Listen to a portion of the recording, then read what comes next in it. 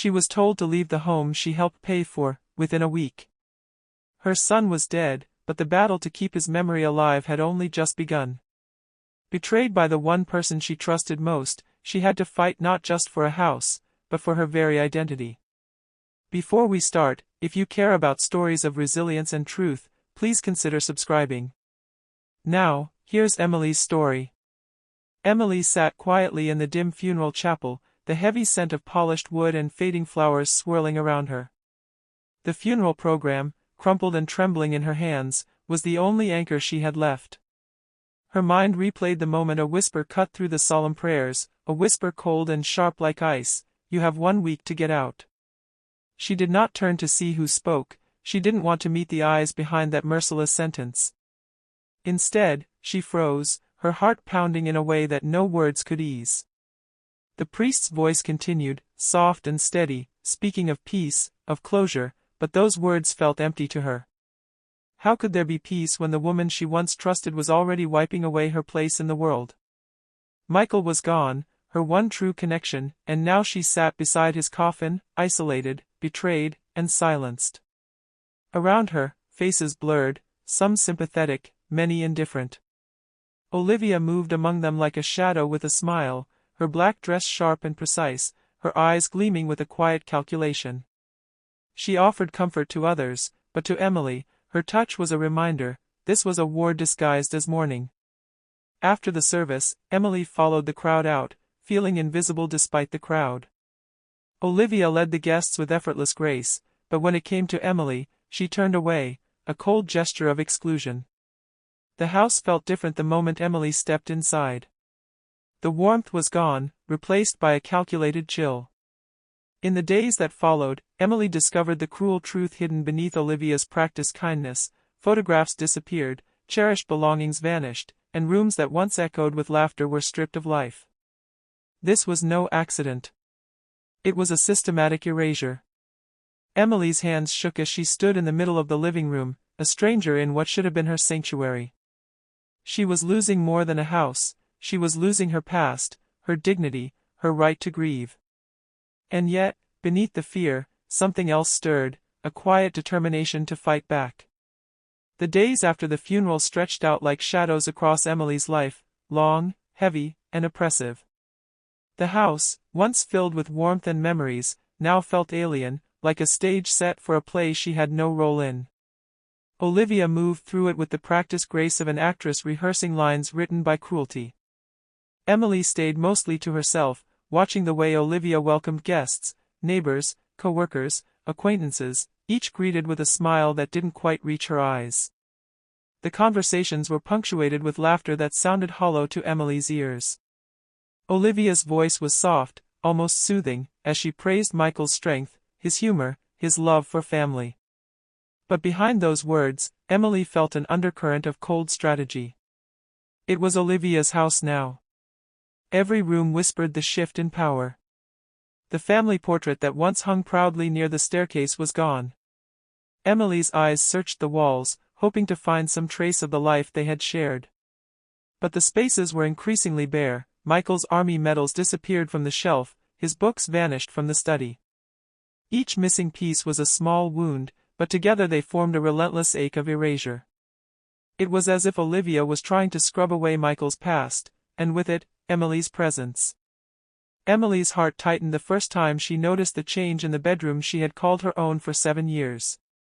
The blankets were folded neatly on the bed, the nightstand lamp unplugged, and half the drawers in her dresser were empty. The jewelry box she treasured, gone. She found boxes labeled simply, "Mom's stuff," a cruel irony that stabbed at her soul. She stood frozen for a long moment, feeling the walls close in around her. The place that once sheltered her was now a reminder of her precarious existence. When she finally confronted Olivia, her voice was calm but firm. "Did you move my things?" she asked. Olivia looked up, her expression unreadable. "I was just organizing," she said smoothly. "There's a moving company I can call when you're ready." "Ready?" The word echoed in Emily's mind like a verdict. Ready for what? To disappear? To be replaced? Emily demanded the whereabouts of her jewelry. Olivia's reply was measured, some of it is in the safe. You wouldn't want anything to get lost while people are in and out. Emily's voice dropped, I never asked you to touch my things. Olivia's smile was tight, her eyes cold, Michael and I talked about this. It's not personal. We just assumed you'd want to move back to your sisters. But Emily had no sisters. That truth hung unspoken between them. Emily's silence was louder than words. She stood there, heart pounding, trying to hold back the tidal wave of betrayal crashing over her. This was her home. It had been Michael's home. And yet, Olivia spoke as if the house was a stage to be cleared of its actors, one by one.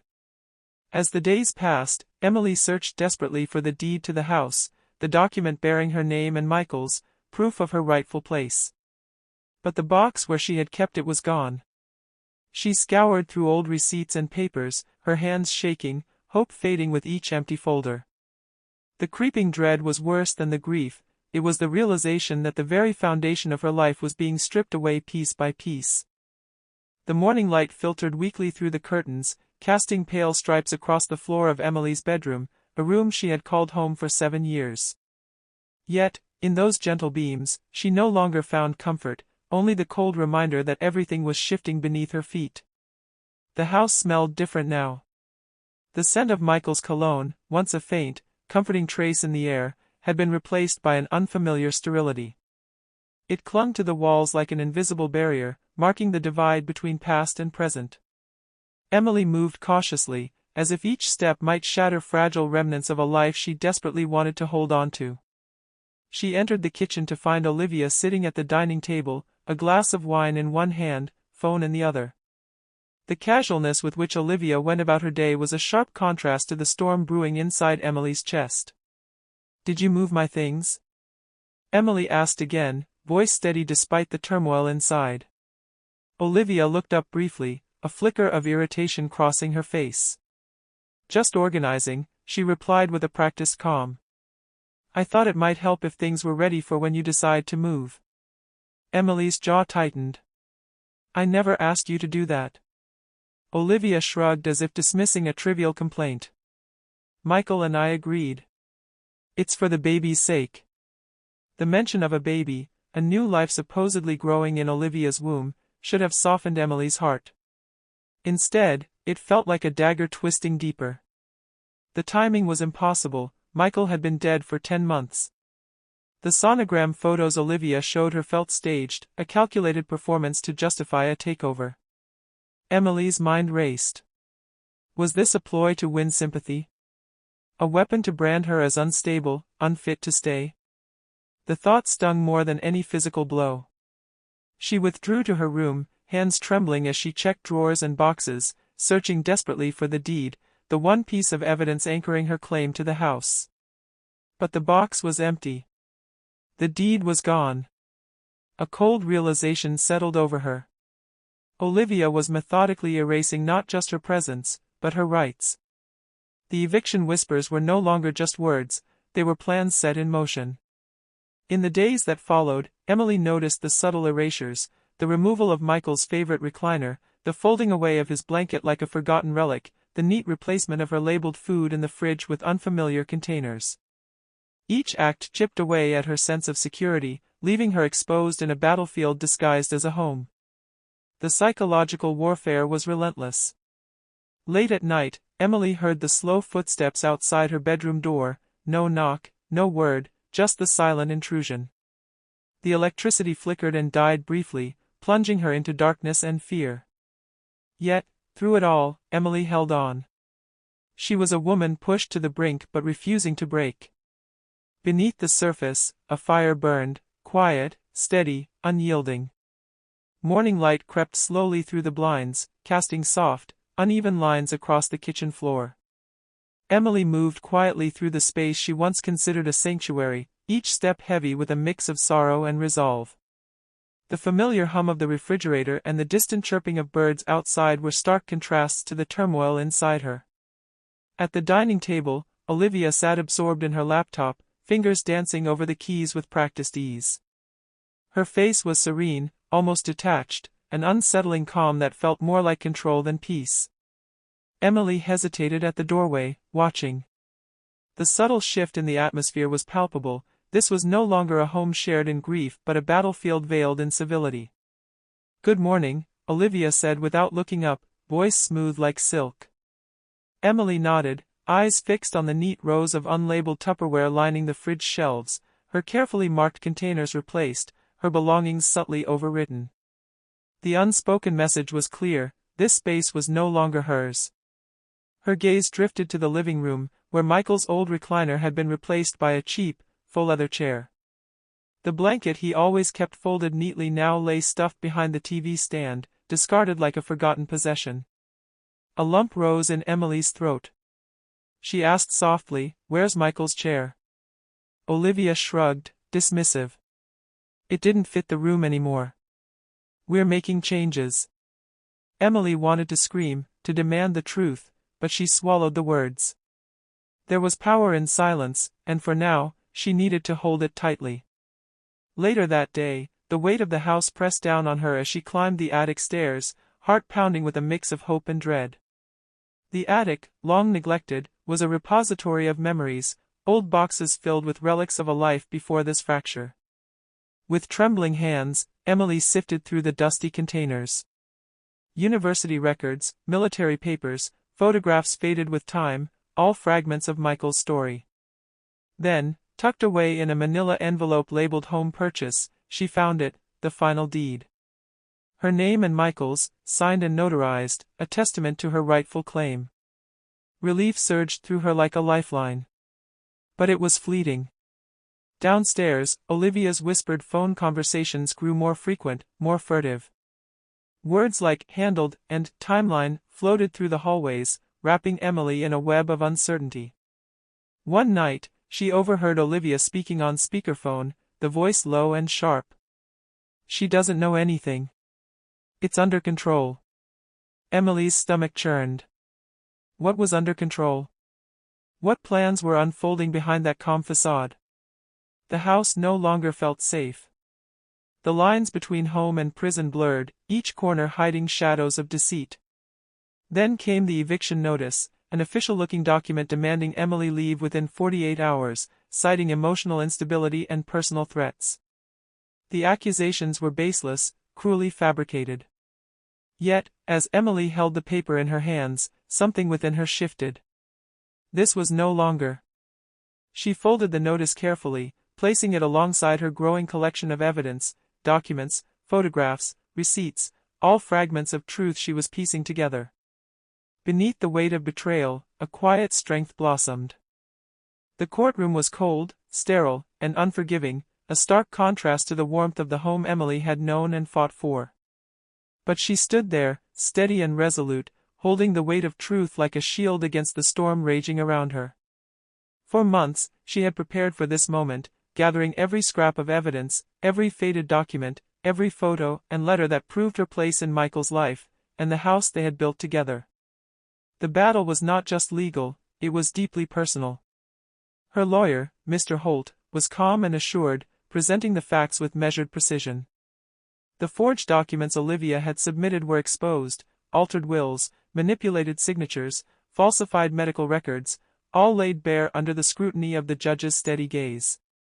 Olivia's carefully constructed facade began to crumble. Her voice, once smooth and controlled, faltered under the relentless assault of evidence. Emily watched as the woman who had tried to erase her presence twisted in the harsh light of truth. But the fight was far from over. In the quiet moments before the judge's ruling, Emily's thoughts drifted to Michael, the son who had passed too soon, whose memory had become the battleground for this war. She remembered the last letter he had left her, tucked away in his old desk drawer.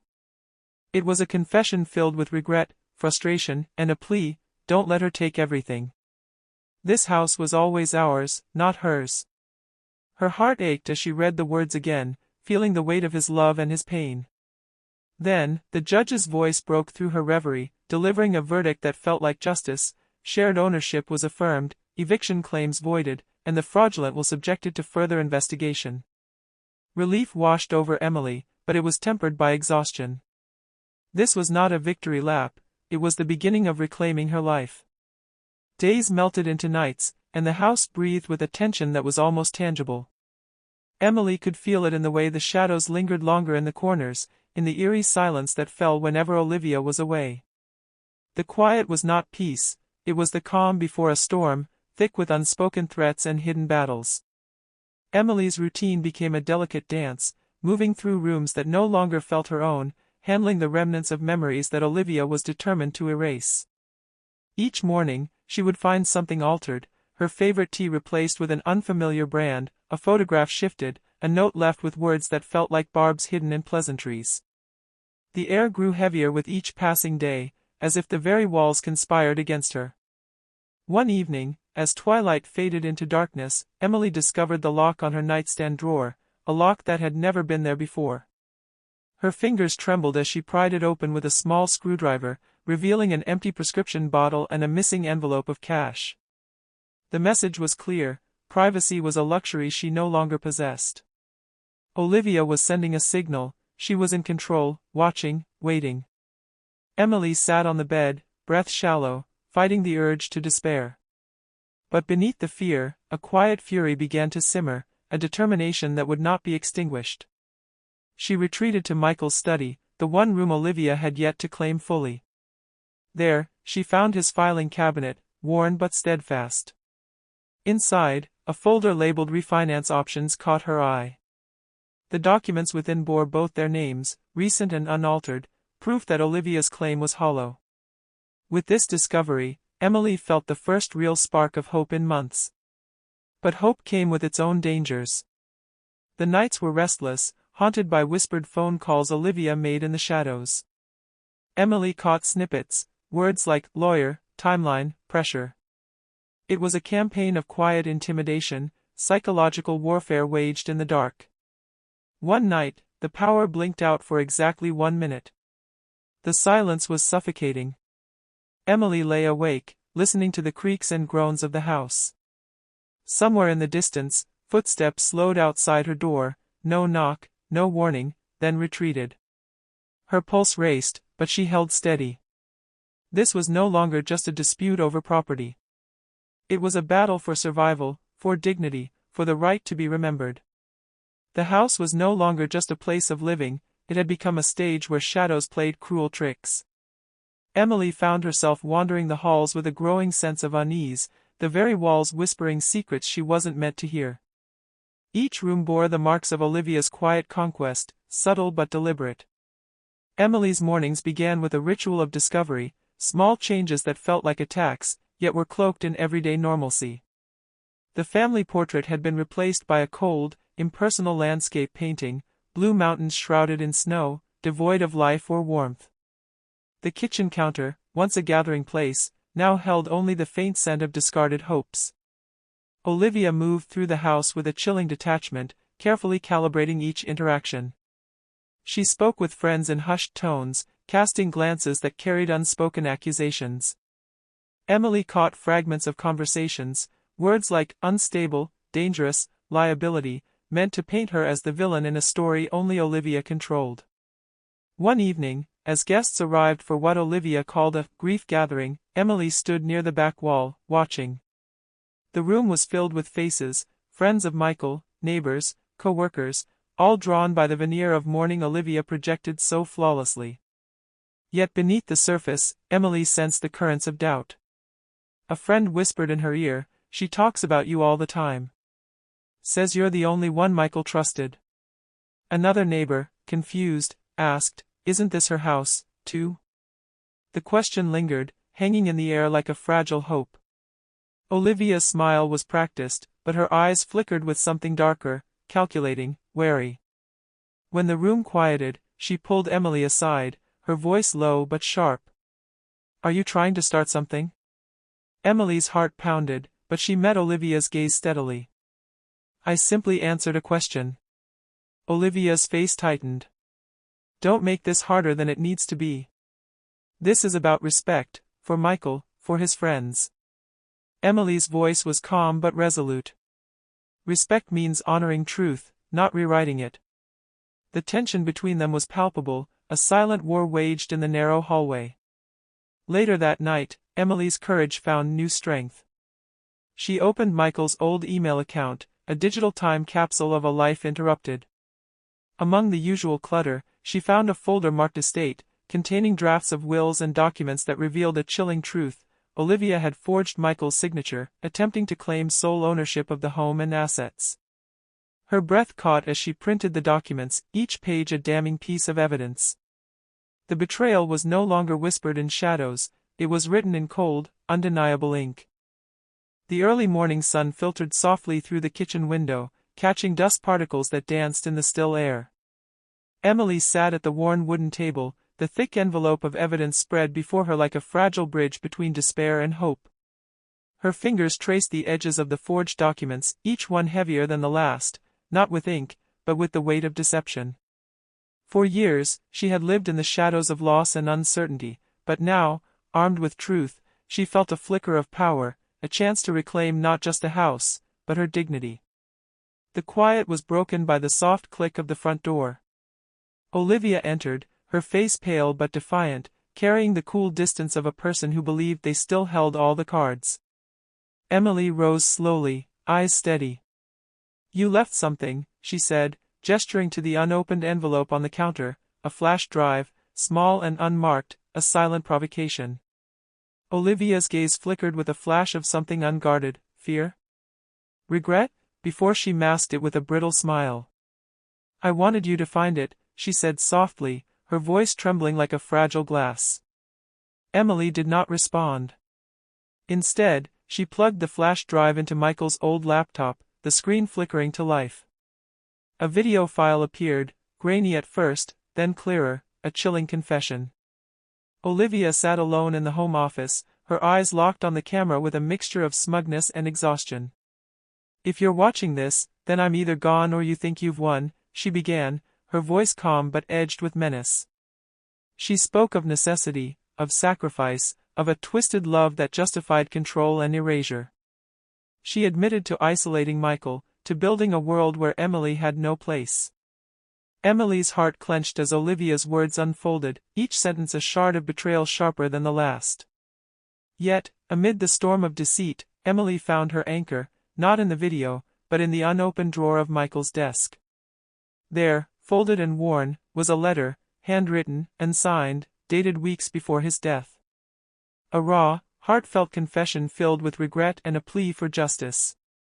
"Don't let her take everything," the letter read. "This house was always ours. Do what you have to do, Mom." Emily folded the letter carefully, holding it close as if it were a shield against the darkness. She looked at the fading light outside, feeling the first true breath of freedom in months. The house had finally fallen into a heavy silence, not the peaceful kind, but one charged with the aftermath of battles fought and truths uncovered. Emily moved through the rooms with a calm she hadn't felt in months, the weight of the past slowly lifting from her shoulders. Days blurred as the reality of Olivia's departure settled in. The boxes stacked in the hallway bore witness to a retreat not just of a person, but of a carefully constructed illusion. Emily did not greet her with triumph or scorn, instead, she simply observed, a quiet sentinel reclaiming her space. One afternoon, she sat by the window, the soft glow of sunlight warming her face. She unfolded the letter Michael had left behind, tracing the faded ink with reverence.